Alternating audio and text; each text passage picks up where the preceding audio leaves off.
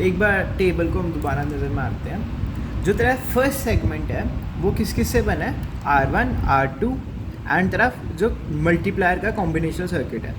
तेरा second segment किससे बना है, R3 R4 एंड तेरा एडर कॉम्बिनेशनल सर्किट से। तो R1 R2 and R3 R4। R3 क्या है तेरा, जो तेरा R1 इंटू R2 का रिजल्ट होगा। R3 क्या है तेरा, A1 इंटू B1। फर्स्ट को हमने A1 नाम दिया और B1 नाम दिया था। तो बेसिकली R1 इंटू R2 का जो रिजल्ट है तेरा वो है तेरा R3। R4 क्या है, C1। ये C1। तो AI BI CI है तेरे ऑपरेंट्स।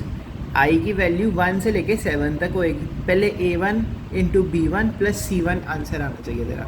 वो कैसे आएगा, सेगमेंट 1 में A1 और B1 पे ऑपरेशन परफॉर्म हुआ मल्टीप्लिकेशन का, मल्टीप्लाई करके क्या रिजल्ट आया, R3 में जो स्टोर हुआ है A1 इंटू B1, ठीक है। उस पर क्या ऑपरेशन परफॉर्म होना चाहिए, C1 के साथ उसे प्लस करना है। तो ऑपरेशन हो गया A1 into B1 plus C1, ठीक है। स्टेप 1, स्टेप 2, स्टेप 3 में जाके तेरे पास जो है वो आउटपुट आया। अब तेरे पास जब स्टेप 3 में आउटपुट आ गया ना, इसके बाद तेरा हर एक स्टेप में अब से आउटपुट आएगा जब तक तेरा ख़त्म नहीं हो जाता आउटपुट आना, ठीक है। तो मतलब तेरे स्टेप 1 में कोई आउटपुट नहीं आया, स्टेप 2 में कोई आउटपुट नहीं आया, स्टेप 3 में आउटपुट आ गया तेरे पास। अब स्टेप 4 में, 5 में, 6 में जब तक तेरा क्वेश्चन ख़त्म नहीं ना होता तेरे पास आउटपुट आ ही जाना है। अब हम देखते हैं इसे टेबल को वो करते हैं। The first clock pulse transfer A1 and B1 into R1 and R2। पहली क्लॉक पल्स क्या करेगी, R1 R2 में A1 B1 कर देगी। A1 B1 क्यों, क्योंकि पहले I की वैल्यू होगी 1 1 दोनों में, फिर 2 2 आएगी, फिर 3 3। तो सबसे फर्स्ट तो 1 1 होगी ना। तो इसके फर्स्ट क्लॉक पल्स में दोनों की वैल्यू हो गई A1 और B1, R1 और R2 में जो उन्होंने ट्रांसफ़र कर दी है। जो सेकेंड क्लॉक पल्स होगी उसने क्या करना है, जो इन दोनों का प्रोडक्ट होगा ना A1 इंटू B1। क्यों प्रोडक्ट, क्योंकि मल्टीप्लायर कॉम्बिनेशनल सर्किट हमने लिया है, वो ट्रांसफ़र कर देगी इन दोनों को मल्टीप्लाई करके R3 में। तो क्या ट्रांसफ़र हुआ, A1 इंटू B1 R3 में, एक्सक्यूज़ मी, ट्रांसफ़र हो गया, ठीक है। एंड C1 किस में ट्रांसफ़र होगा, R4 में। ये तेरा सेकेंड क्लॉक पल्स में हो रहा है, ठीक है। और अब थर्ड क्लॉक पल्स में क्या होगा, थर्ड क्लॉक पल्स में क्या होगा, the same clock pulse transfer A2 B2 into R2। हाँ, the third clock pulse operates on all 3 segments simultaneously. अब तेरी पैरेलल प्रोसेसिंग शुरू हो गई है।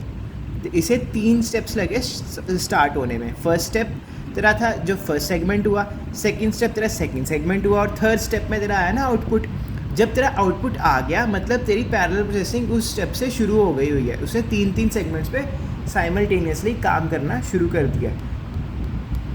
हर एक अगले स्टेप में 3 सेगमेंट्स में काम हो रहा है, ठीक है।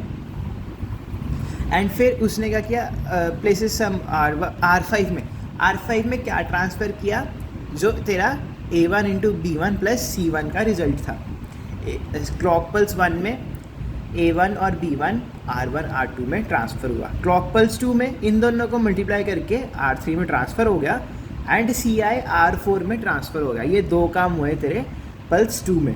क्या क्या, A1 इंटू B1 R3 में एंड C1 R4 में।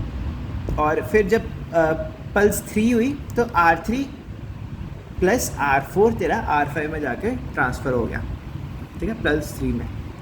अब स्टेप 4 में आगे बढ़ते जाएगा, ऐसे करके स्टेप 5 में बढ़ते जाएगा। ऐसे ही करते करते तेरा सारा के सारा वो रिज़ल्ट आ जाएगा, ठीक है। From there on each clock pulse provides a new output and moves the data 1 step down the pipeline. This happens as long as new input data flows into the system. When no more input data is available, the clock must continue until the last output emerges out of the pipeline. देख, 7 step के बाद input आना बंद हो गया, मगर clock फिर भी चलेगी। कब तक चलेगी, जब तक तेरा आंसर नहीं आ जाता तेरे पास। 7 स्टेप में जब A7 और B7 की वैल्यू आ गई तो उसने तब वो तेरा जो वो था, क्योंकि सेकेंड क्लॉक से शुरू हुआ ना तेरा सेकेंड टेबल, तो एक क्लॉक एक सेकेंड प्लेस से शुरू है, तो एक जगह नीचे था वो, एक क्लॉक पोजीशन नीचे था वो, तो उसे एक क्लॉक पोजीशन एक्स्ट्रा लगेगी ख़त्म होने में, ठीक है। और तेरा R5 का जो टेबल था वो तो 2 क्लॉक पोजीशंस नीचे था, तो उसे तो 2 जगह, इससे 2 पोजीशन ज़्यादा लगेगी ना ख़त्म होने के लिए।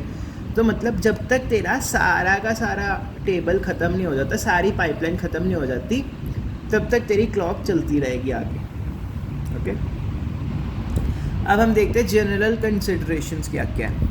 Any operation that can be decomposed into a sequence of sub operations of about the same complexity can be implemented by a pipeline processor। मतलब कि जो भी कोई भी ऑपरेशन है, अगर तू उसे छोटे छोटे सब ऑपरेशन में डिवाइड कर सकता है तो उसे तू पाइपलाइन प्रोसेसिंग के थ्रू इम्प्लीमेंट कर सकता है, वो पाइपलाइन प्रोसेसिंग के थ्रू हो सकता है।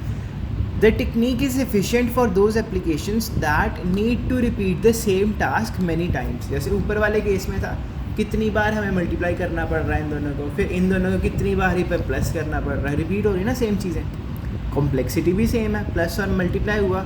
ये तो नहीं कि मैंने आके बिट वाइज ऑपरेशन परफॉर्म कर दिया उन पर, नहीं, मैंने अर्थमेटिक कॉम्प्लेक्सिटी रखी है अपने उसकी। The technique is efficient for those application that need to repeat the same task many times with different set of data। The general structure of a 4-segment pipeline is instructed as like